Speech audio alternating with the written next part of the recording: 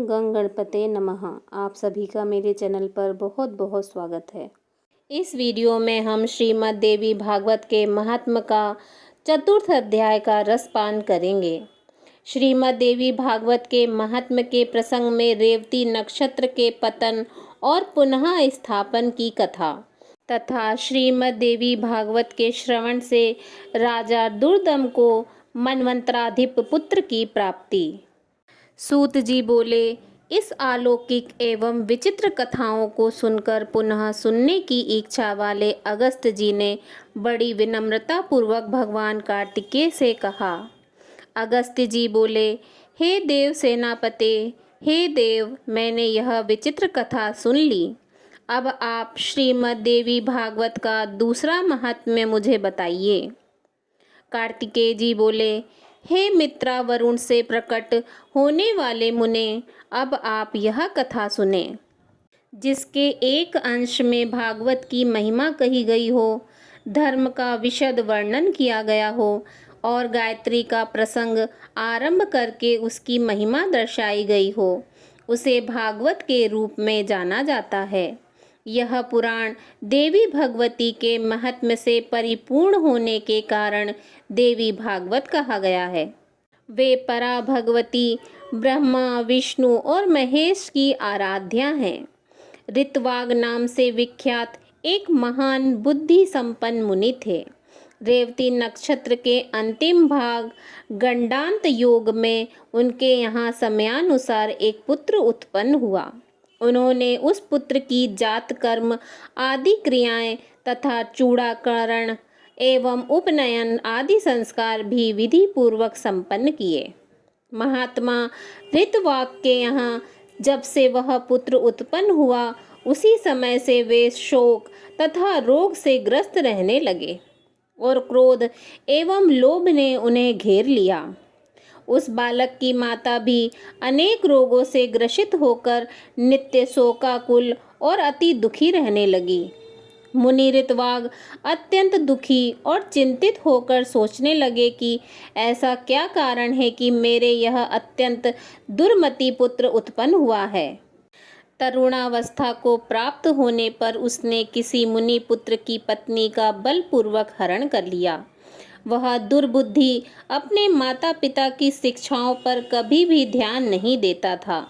तदंतर अत्यंत दुखित मन वाले ऋतवाक ने यह कहा कि मनुष्यों के लिए पुत्रहीन रह जाना अच्छा है, किंतु कुपुत्र की प्राप्ति कभी भी ठीक नहीं है।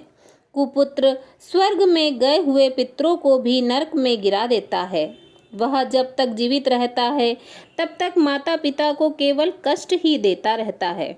अतएव माता पिता को कष्ट पहुँचाने वाले पापी कुपुत्र के जन्म को धिक्कार है। ऐसा पुत्र मित्रों का न तो उपकार कर सकता है और न ही शत्रुओं पर अपकार ही। संसार में वे मानव धन्य हैं जिनके घर में परोपकार परायण तथा माता पिता को सुख देने वाला पुत्र हुआ करता है। कुपुत्र से कुल नष्ट हो जाता है, कुपुत्र से यश नष्ट हो जाता है और कुपुत्र से लौकिक तथा परलौकिक दोनों जगत में दुख तथा नरकीय यातनाएं भोगनी पड़ती हैं। कुपुत्र से वंश नष्ट हो जाता है, दुष्ट पत्नी से जीवन नष्ट हो जाता है, विकृत भोजन से दिन व्यर्थ चला जाता है और दुरात्मा मित्र से सुख कहाँ से मिल सकता है। कार्तिकेय जी बोले, हे अगस्त्य जी, अपने दुष्ट पुत्र के दुराचरणों से निरंतर संतप्त रहते हुए मुनि ऋतवाक ने किसी दिन गर्ग ऋषि के पास जाकर पूछा। ऋतवाक बोले, हे भगवान, हे ज्योतिष शास्त्र के आचार्य, मैं आपसे अपने पुत्र की दुहशीलता का कारण पूछना चाहता हूँ। हे प्रभु, आप उसे बताएं। गुरु की निरंतर सेवा करते हुए मैंने विधि पूर्वक वेदाध्ययन किया और ब्रह्मचर्य व्रत पूर्ण करके विधि विधान के साथ विवाह किया। अपनी भार्या के साथ मैंने गृहस्थ धर्म का सदैव यथोचित पालन किया और विधि पूर्वक पंच यज्ञ का अनुष्ठान किया। हे विप्र, नरक प्राप्ति के भय से बचने के लिए पुत्र प्राप्त करने की कामना से मैंने विधिवत गर्भाधान किया था, न कि वात्सनात्मक सुख प्राप्ति की इच्छा से। हे मुने, दुखदाई माता पिता के प्रति उद्दंड तथा बंधु बांधवों को पीड़ा पहुंचाने वाला यह पुत्र मेरे दोष से अथवा अपनी माता के दोष से उत्पन्न हुआ। तब ज्योतिष शास्त्र के ज्ञाता गर्गाचार्य ने मुनि ऋतवाक का यह कथन सुनकर सभी कारणों पर सम्यक रूप से विचार करके कहा। गर्गाचार्य जी बोले, हे मुने, इसमें न तो आपका दोष है, न बालक की माता का दोष है और न ही कुल का दोष है। रेवती नक्षत्र का अंतिम भाग गंडांत योग ही इस बालक की दुर्विनीतता का कारण है। हे मुने, अशुभ वेला में आपके पुत्र का जन्म हुआ है, इसी कारण यह आपको दुख दे रहा है। इसमें लेश मात्र भी अन्य कोई कारण नहीं है। अतः हे ब्राह्मण, इस दुख के शमन के लिए आप प्रयत्न पूर्वक समस्त दुर्गतियों का विनाश करने वाली कल्याणी जगदम्बा दुर्गा की आराधना कीजिए। गर्गाचार्य जी का वचन सुनकर ऋतवाक मुनि क्रोध से मूर्छित हो गए और उन्होंने रेवती को श्राप दिया कि वह आकाश से नीचे गिर जाए। ऋतवाक के श्राप देते ही चमकता हुआ रेवती नक्षत्र सभी लोगों के देखते देखते आकाश से कुमुद पर्वत पर जा गिरा। वह कुमुद पर्वत रेवती के गिरने के कारण रेवतक नाम से प्रसिद्ध हुआ और उसी समय से वह अत्यंत रमणीक हो गया। रेवती को श्राप देकर मुनि ऋतवाक ने महर्षि गर्गाचार्य द्वारा बताए गए विधान के अनुसार देवी भगवती की सम्यक आराधना कर सुख और सौभाग्य प्राप्त किया। कार्तिकेय जी बोले, हे अगस्त्य जी, उस रेवती नक्षत्र के महान तेज से एक कन्या उत्पन्न हुई, जो अनुपम रूपवती होने के कारण लोक में दूसरी लक्ष्मी की भांति प्रतीत हो रही थी। रेवती नक्षत्र की कांति से प्रादुर्भूत उस कन्या को देखकर मुनि प्रमुच ने प्रसन्न होकर उसका नाम रेवती रख दिया। तदंतर ब्रह्म ऋषि प्रमुच उसे कुमुदाचल पर स्थित अपने आश्रम में ले आए और पुत्री की भांति उसका धर्मपूर्वक पालन पोषण करने लगे। समय पाकर यौवन को प्राप्त उस रूपवती कन्या को देखकर मुनि ने विचार किया कि इस कन्या के योग्य वर कौन होगा। बहुत अन्वेषण के बाद भी जब मुनि को उसके योग्य कोई वर नहीं मिला, तब वे अग्निशाला में प्रवेश करके अग्निदेव की स्तुति करने लगे। प्रमुच ऋषि के स्तुति गान से प्रसन्न होकर अग्निदेव ने कन्या के योग्य वर का संकेत करते हुए कहा, हे मुने, इस कन्या के पति धर्मपरायण, बलशाली, वीर, प्रिय भाषण करने वाले और अपराजय राजा दुर्दम होंगे। तब अग्निदेव के इस वचन को सुनकर मुनि अत्यंत प्रसन्न हुए। संयोग से उसी समय आखेट के बहाने दुर्दम नामक प्रतिभाशाली राजा मुनि प्रमुच के आश्रम में आ गए। बलवान तथा अप्रतिम ओज से संपन्न वे प्रियव्रत के वंशज राजा दुर्दम विक्रमशील के पुत्र थे और कालिंदी के गर्भ से उत्पन्न हुए थे। मुनि के आश्रम में प्रवेश कर और उन्हें वहां न देखकर राजा दुर्दम ने रेवती को प्रिय इस शब्द से संबोधित करके पूछा। राजा बोले, हे प्रिय, महर्षि भगवान प्रमुच इस आश्रम से कहाँ गए हुए हैं? हे कल्याणी, मुझे सच सच बताओ, मैं उनके चरणों का दर्शन करना चाहता हूँ। कन्या बोली, हे महाराज, महामुनि अग्निशाला में गए हुए हैं। राजा भी यह वचन सुनकर शीघ्रतापूर्वक आश्रम से बाहर निकल आए। इसके बाद प्रमुच मुनि ने राज लक्षण संपन्न एवं विनयवंत राजा दुर्दम को अग्निशाला के द्वार पर स्थित देखा। मुनि को देखकर राजा ने प्रणाम किया और तदंतर मुनि प्रमुच ने शिष्य से कहा, हे गौतम, ये राजा अर्घ्य पाने के योग्य हैं, अतः शीघ्र ही इनके लिए अर्घ्य ले आओ। बहुत दिन बाद ये पधारे हुए हैं और विशेष रूप से ये हमारे जमाता हैं। ऐसा कहकर मुनि ने राजा को अर्घ्य प्रदान किया और राजा ने भी विचार करते हुए उसे ग्रहण किया। तत्पश्चात राजा के अर्घ्य ग्रहण करके आसन पर बैठ जाने के उपरांत मुनि प्रमुच ने उन्हें आशीष वचनों से अभिनंदित करके उनका कुशल क्षेम पूछा। हे राजन, आप स्वस्थ तो हैं? आपकी सेना, कोष, बंधु बांधव, सेवक गण, सचिव, नगर, देश आदि की सर्वविधि कुशलता तो है। हे नरेश, आपकी भार्या तो यहीं विद्यमान है और वह सकुशल है, अतएव मैं उसकी कुशलता नहीं पूछूंगा। आप अपनी अन्य स्त्रियों का कुशल क्षेम बताइए। राजा बोले, हे भगवान, आपके कृपा प्रभाव से मेरी सर्वविधि कुशलता है। हे ब्राह्मण, अब मेरी यह जिज्ञासा है कि मेरी कौन सी भार्या यहाँ है। ऋषि बोले, हे पृथ्वीपते, संसार में अप्रतिम लावण्य से संपन्न रेवती नामक आपकी पत्नी यहाँ ही रहती है। क्या आप उसे नहीं जानते? राजा बोले, हे प्रभो, सुभद्रा आदि मेरी पत्नियां तो घर पर ही हैं। हे भगवान, मैं तो केवल उन्हें ही जानता हूँ, मैं रेवती को तो नहीं जानता। ऋषि बोले, हे महामते, हे राजन, इसी समय प्रिय के संबोधन से आपने जिससे पूछा था, अपनी उस योग्यतम प्रिया को आपने क्षण भर में ही भुला दिया। राजा बोले, हे मुने, आपने जो कहा वह असत्य नहीं है, किंतु मैंने तो सामान्य रूप से ऐसा कह दिया था। इसमें मेरा कोई दूषित भाव नहीं था, अतः आप मेरे ऊपर क्रोध न करें। ऋषि बोले, हे राजन, आपका भाव दूषित नहीं था, अपितु आपने सत्य ही कहा था। अग्निदेव के द्वारा प्रेरित किए जाने पर ही आपने ऐसा कहा था। इसका पति कौन होगा, ऐसा मेरे द्वारा आज अग्निदेव से पूछे जाने पर उन्होंने कहा था कि इसके पति निश्चित रूप से राजा दुर्दम ही होंगे।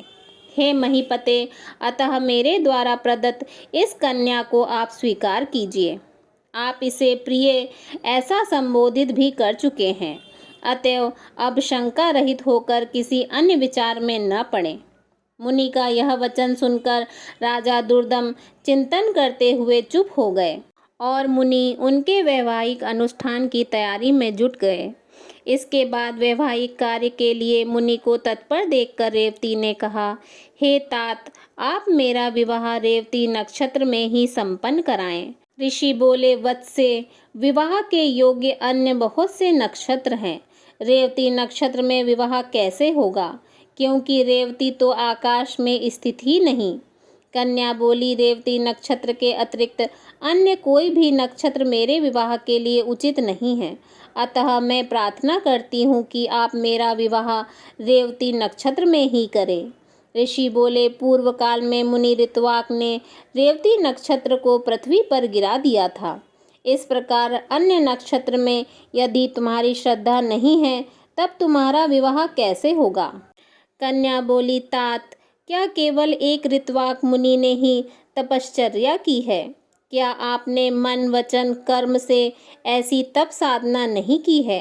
हे पिताजी, मैं आपके तपोबल को जानती हूँ।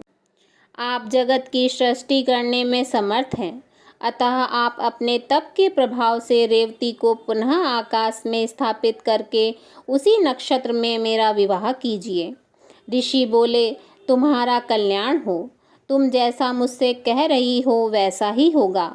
तुम्हारे हितार्थ में आज ही रेवती नक्षत्र को नक्षत्र मंडल में स्थापित करूँगा।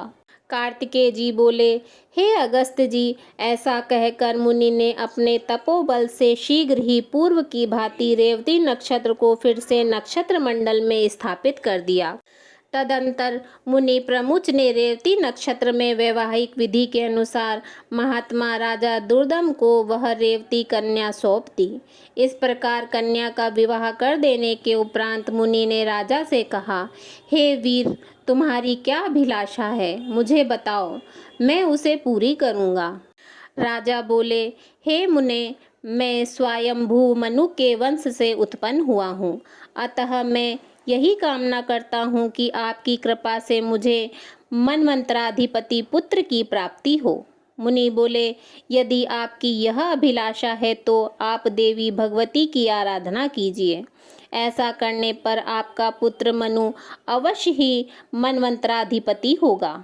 श्रीमद् देवी भागवत जो पंचम पुराण के रूप में विख्यात है, उसका 5 बार श्रवण करने के उपरांत आपको मनोवांछित पुत्र की प्राप्ति होगी। रेवती के गर्भ से उत्पन्न रेवत नाम वाला पांचवा मनु वेद वेत्ता, शास्त्रों के तत्वों को जानने वाला धर्मपरायण तथा अपराजय होगा। मुनि प्रमुच के इस प्रकार कहने पर प्रसन्न होकर प्रतिभा संपन्न राजा दुर्मद ने मुनि को प्रणाम किया और वे भार्या रेवती के साथ अपने नगर चले गए। महामती राजा दुर्दम ने अपने पितामह से प्राप्त राज्य पर शासन किया और उस धर्मात्मा ने औरस पुत्रों की भांति अपनी प्रजा का पालन किया। एक बार उसके यहाँ महात्मा लोमश ऋषि पधारे। राजा दुर्दम ने उन्हें प्रणाम किया और उनका विधिवत पूजन कर दोनों हाथ जोड़कर कहा। राजा बोले, हे भगवान, हे मुने, यदि आप कृपा करें तो मैं पुत्र प्राप्ति की कामना से आपसे देवी भागवत नामक पुराण सुनना चाहता हूँ। राजा का यह वचन सुनकर लोमश मुनि प्रसन्न हो गए और बोले, हे राजन, आप धन्य हैं, क्योंकि तीनों लोकों की जननी देवी भगवती में आपकी ऐसी भक्ति हो गई है। देव दानव तथा मानव की आराध्या पराभक्ति जगदम्बा में यदि आपकी भक्ति उत्पन्न हुई है तो आपकी कार्य सिद्धि अवश्य होगी। अतएव हे राजन, मैं आपको श्रीमद् देवी भागवत सुनाऊंगा, जिसके सुनने मात्र से कुछ भी दुष्पर्याय नहीं रह जाता। ऐसा कहकर मुनि ने किसी शुभ दिन में कथा का आरंभ किया। अपनी पत्नी के साथ राजा ने 5 बार श्रीमद् देवी भागवत पुराण का विधिवत श्रवण किया। कथा समाप्ति के दिन धर्मनिष्ठ राजा दुर्मद ने अत्यंत प्रसन्नता पूर्वक श्रीमद् देवी भागवत पुराण तथा लोमश मुनि की पूजा की। राजा ने नवाण मंत्र से हवन करके कुमारी कन्याओं को भोजन कराया और सपत्नी ब्राह्मणों को प्रभूत दक्षिणा दान द्वारा संतुष्ट किया। कुछ समय बीत जाने पर भगवती की कृपा से उस रानी रेवती ने लोक कल्याणकारी गर्भ धारण किया। इसके बाद जब समस्त ग्रह नक्षत्र अपने अपने अनुकूल स्थान पर थे और सभी मांगलिक कृत्य संपन्न हो गए थे, ऐसे शुभ समय में रेवती ने पुत्र को जन्म दिया।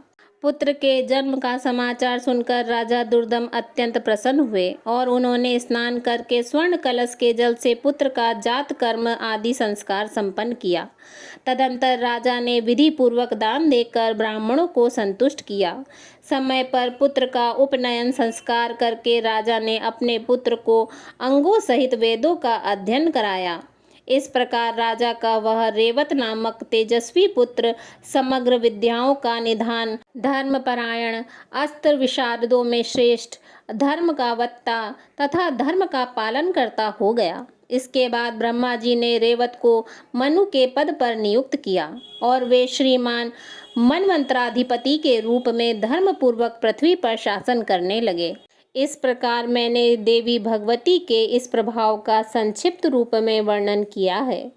श्रीमद् देवी भागवत पुराण के महत्व का विस्तार पूर्वक वर्णन करने में कौन समर्थ है। सूत जी बोले, हे ब्राह्मणों, इस प्रकार श्रीमद् देवी भागवत का महात्म्य तथा उसकी विधि सुनकर और कुमार कार्तिकेय की पूजा कर अगस्त जी अपने आश्रम चले गए। हे विप्रो, मैंने आप लोगों के समक्ष श्रीमद् देवी भागवत का यह महात्म्य कह दिया। जो मनुष्य श्रद्धा पूर्वक इसका श्रवण तथा पाठ करता है, वह इस लोक में संपूर्ण भोगों का सुख प्राप्त करके अंत में मोक्ष प्राप्त करता है। इति श्री स्कंद पुराणे मानस खंडे श्रीमद् देवी भागवत महात्म्ये रेवत नामक मनुपुत्रोत्पत्ति वर्णन नाम चतुर्थो अध्यायः। बोलिए जगत जननी भगवती जगदम्बा की जय। प्रेम से बोलिए जय माता दी।